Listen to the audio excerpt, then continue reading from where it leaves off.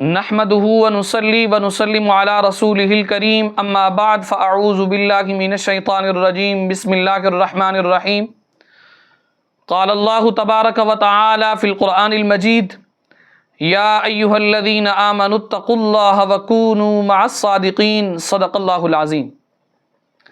عزیزان من، آج کے درس کے اندر ایک ایسے اللہ کے ولی اللہ کا ہم تذکرہ کرنے لگے ہیں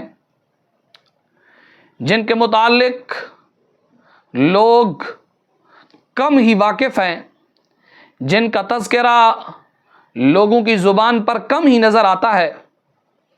میری مراد حجت الکاملین، قطب العارفین، سید العلماء والراسخین، سید الاولیاء والمتاخرین، محبوب سبحانی، قطب ربانی، مقبول بارگاہ ربانی، حضرت خواجہ خواجگان، حضرت پیر بارو رحمۃ اللہ تعالی علیہ، آپ کا تذکرہ مقدس، آپ کے عرس مقدس کی نسبت سے آج کی گفتگو کے اندر انشاءاللہ العزیز ہوگا۔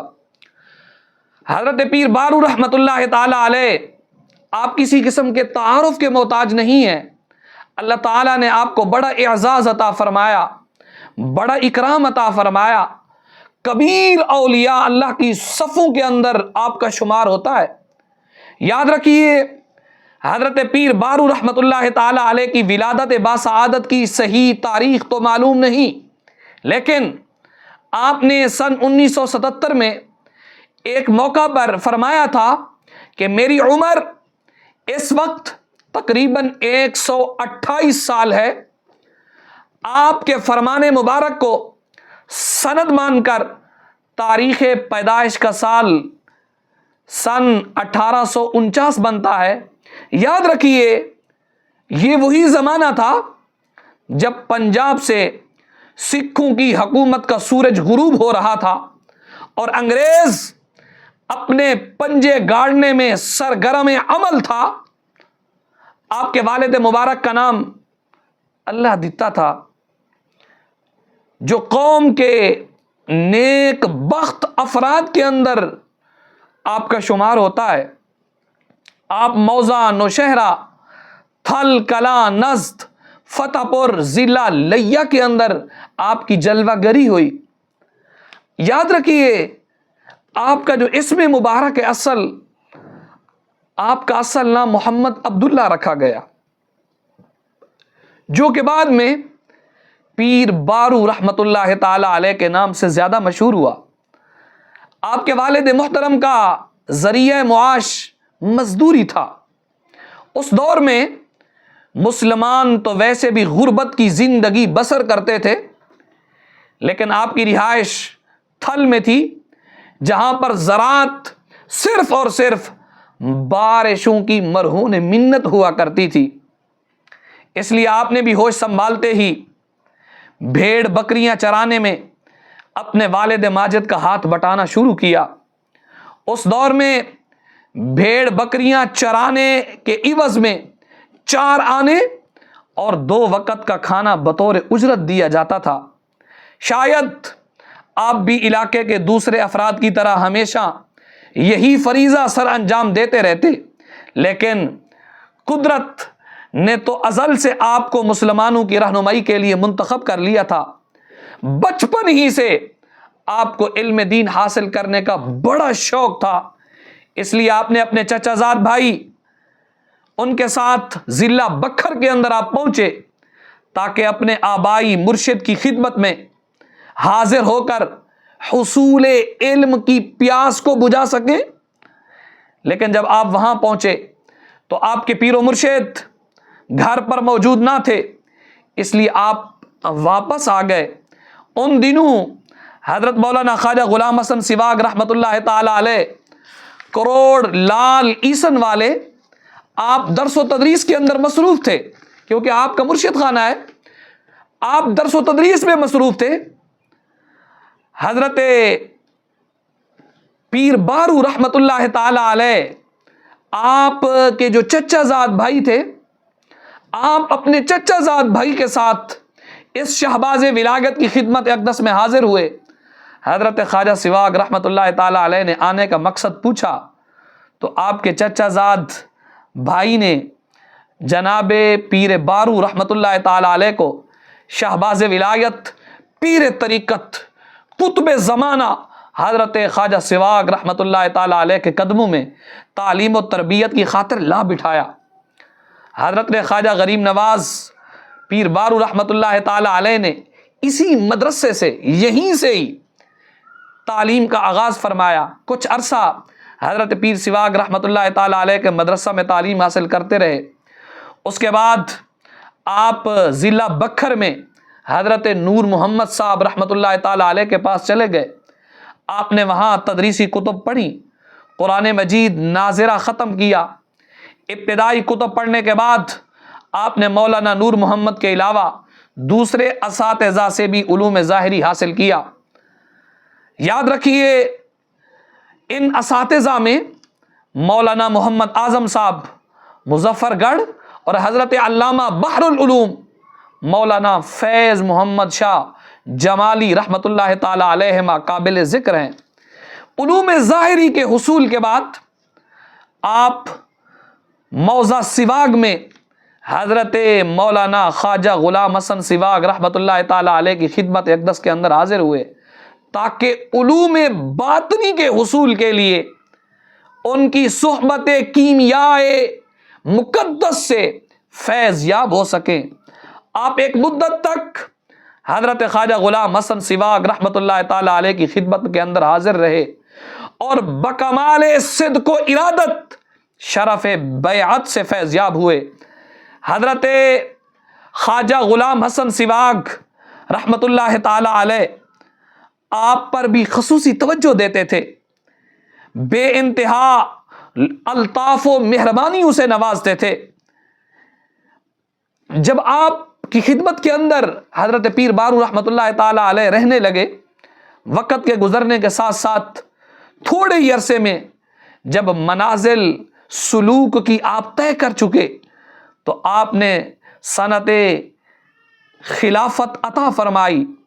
اپنے مرشد سے تکمیل سلوک و اجازت و خلافت کے بعد اپنے آبائی گاؤں میں تشریف لائے۔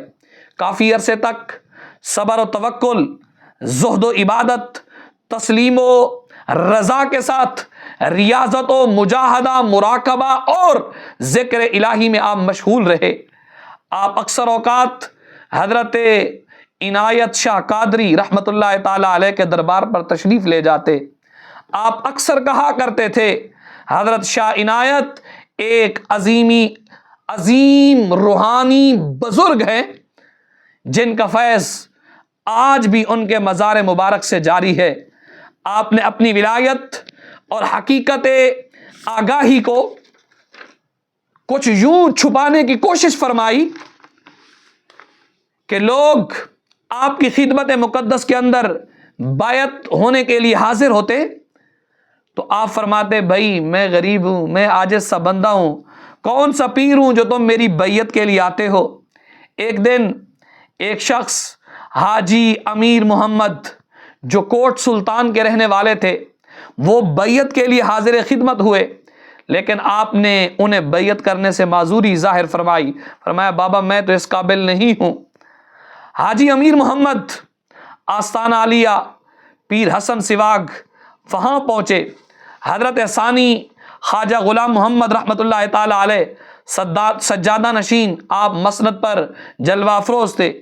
حاجی امیر نے عرض داشت پیش کی، اپنی گزارش پیش کی، حضرت میں آپ کے خلیفہ پیر بارو کا مرید ہونا چاہتا ہوں، لیکن وہ بیعت نہیں کرتے اور اپنی بے بسی و مجبوری کا اظہار کرتے ہیں۔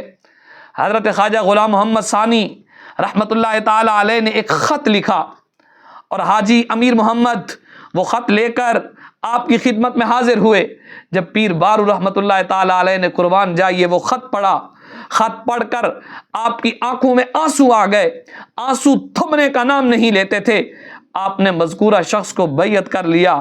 اس کے بعد انوار و روحانیت اور فیوز کا ایسا سلسلہ عام ہوا کہ آپ کے مریدین متوسلین خلفاء صرف پاکستان میں نہیں بلکہ دنیا کے طول و عرض میں بیرون ملک کے اندر بھی آپ کے خلفاء موجود ہیں۔ آفتاب شریعت حضرت خواجہ غریب نواز محمد عبداللہ المعروف پیر بارو رحمۃ اللہ تعالی علیہ کی سیرت مقدس، آپ کی زندگی پاک دین کے لیے آپ نے وقف کی ہوئی تھی، آپ کی سیرت پاک روشن مینار تھی، آپ نے تمام عمر سادہ زندگی بسر کی۔ شروع میں کھجور کے پتوں کی بنی ہوئی چٹائی کے اوپر آپ تشریف فرما تھے، لیکن بعد میں کمزوری کی وجہ سے تکیہ کا سہارا لے کر بیٹھتے تھے۔ لباس سنت کے مطابق آپ سادہ استعمال کرتے، اکثر آپ تہبند باندھتے اور کرتا کھدر کا استعمال کیا کرتے تھے، سر پر امامہ اور اس کے نیچے کپڑے کی ٹوپی پہنتے تھے، ہاتھ میں عصا مبارک بھی رکھتے تھے۔ آپ کی غذا بالکل سادہ تھی۔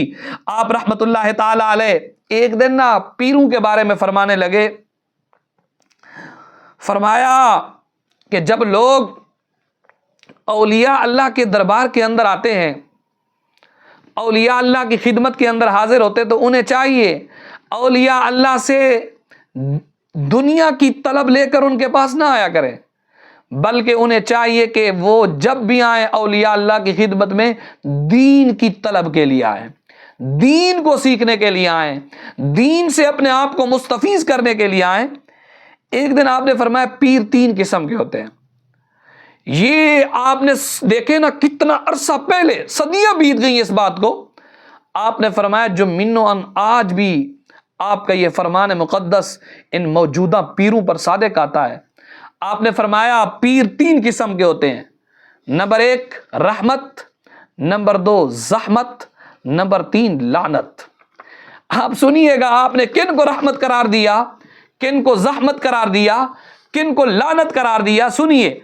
فرمایا رحمت وہ پیر ہوتا ہے مرید کے لیے جو بغیر طمع اور لالچ کے شریعت کی تبلیغ کرے، تلوار بے نیام رہے، کسی قسم کی لالچ نہ کرے، بلکہ دین کا پیغام اپنے مرید تک پہنچائے۔ یہ پیر مرید کے لیے رحمت ہوتے ہیں۔ اور دوسرے نمبر پر فرمایا زحمت وہ پیر ہوتے ہیں جو نذرانہ وغیرہ تو وصول کرتے ہیں لیکن شریعت کی تبلیغ نہیں کرتے۔ یہ آپ کے سامنے ہی ہے۔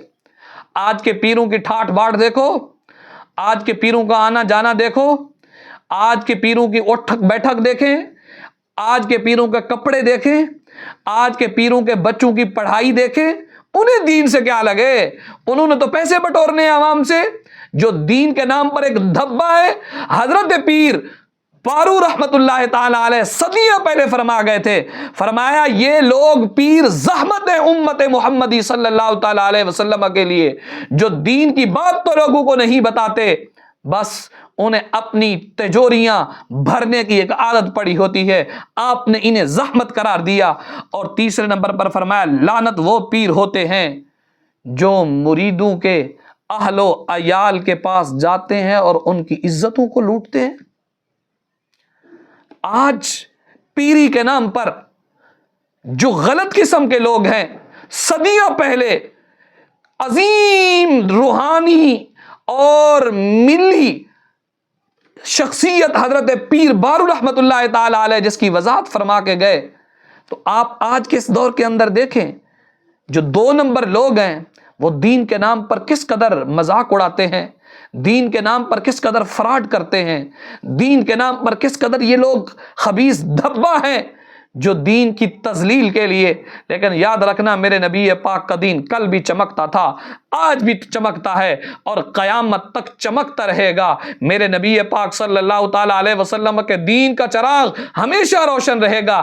لیکن حضرت پیر بارو رحمت اللہ تعالی علیہ فرماتے ایسے پیر لعنت ہوتے ہیں، لعنت۔ فرمایا کہ جو مریدوں کی عزتوں کو لوٹنے کے چکر کے اندر رہتے ہیں، کسی بہانے کے اندر ان کے گھر کے اندر آنا جانا، معاذ اللہ پتہ نہیں کیا سے کیا، تو آپ نے یہ پیروں کی تقسیم فرمائی۔ فرمایا رحمت وہی ہوتے ہیں جو اپنے مرید کے لیے قبر اور حشر کا سوچتے رہتے ہیں، اور فرمایا زحمت وہ ہوتے ہیں جو دیتے تو کچھ نہیں ہے دین کی بات لیکن اپنی تجوریاں بھرتے رہتے ہیں۔ فرمایا لعنت ہوتے ہیں وہ پیر، لعنت ہوتے ہیں وہ پیر کہ جو مریدوں کی مریدنیوں کی عزتوں کو لوٹنے کے چکر کے اندر رہتے ہیں۔ آپ یاد رکھیے، اپنے مریدین سے نماز کی پابندی کراتے، انہیں سنت نبوی کے مطابق داڑھی رکھنے پر پابند کرتے۔ یہی وجہ ہے کہ آج بھی آپ کا سچا مرید نماز کا پابند ہوگا۔ حضرت خواجہ محمد عبداللہ المعروف پیر بارو رحمۃ اللہ تعالی علیہ کے نہایت تابعدار اور برگزیدہ یہ رب قدوس کے عظیم بندے تھے۔ آپ کی تعلیمات سے لاکھوں لوگ مستفیض ہوئے، آپ کی کوششوں سے بہت ساری بدعات کا خاتمہ۔ ایک کرامت ذکر کر کے بات کو ختم کرتا ہوں۔ ایک مرتبہ خلیفہ فتح محمد جو بستی کھر کے رہنے والے ہیں، آپ کہتے ہیں حضرت خواجہ غریب نواز پیر بارو رحمۃ اللہ تعالی علیہ کی ہم نے دعوت کی لنگر کے لیے، ہمارے پاس ایک بکرا تھا اور تھوڑی سی گندم تھی۔ آپ کی تشریف آوری پر تقریباً 2000 آدمی جمع ہو گئے، تو مہمانوں کے زیادہ ہونے کی وجہ سے ہم تو کافی پریشان تھے، یہ کھانا کیسے پورا ہوگا۔ جب پیر صاحب رحمۃ اللہ تعالی علیہ تشریف لائے، درویش صفت انسان تھے، اور دیکھے تو چھپی ہوئی ہستی ہیں کہ جب آپ تشریف لائے فرمایا اس روٹیوں کے اوپر نا کپڑا ڈال دیا جائے، کھانا چلائے۔ کہ جب کھانا چلایا گیا تمام کے تمام لوگوں نے کھا لیا، لیکن کھانا جیسے تھا ویسے کا ویسے رہا۔ تو لوگ اش اش کر اٹھے۔ آپ فرمانے لگے جو اللہ کے عاجز لوگ ہوتے ہیں، اللہ کے جو بندے ہوتے ہیں، وہ اپنا آپ بنا چڑھا کے پیش نہیں کرتے بلکہ اپنے آپ کو چھپا کے رکھتے ہیں۔ تو جتنا ہو سکا ہم نے کوشش کی آپ کے سامنے حضرت کا تعارف رکھیں، تو حضرت کا تعارف آپ کی خدمت کے اندر پیش کیا، کیونکہ حضرت کا آج کل عرس مقدس جاری و ساری ہے۔ دعا گو ہوں رب لم یزل کی بارگاہ میں رب تعالیٰ آپ کے فیضان کو تا صبح قیامت جاری و ساری فرمائے، اور آپ کے فیضان مقدس سے ہمیں بھی ایک قطرہ نصیب فرمائے۔ وآخر دعوانا الحمد للہ رب العالمین۔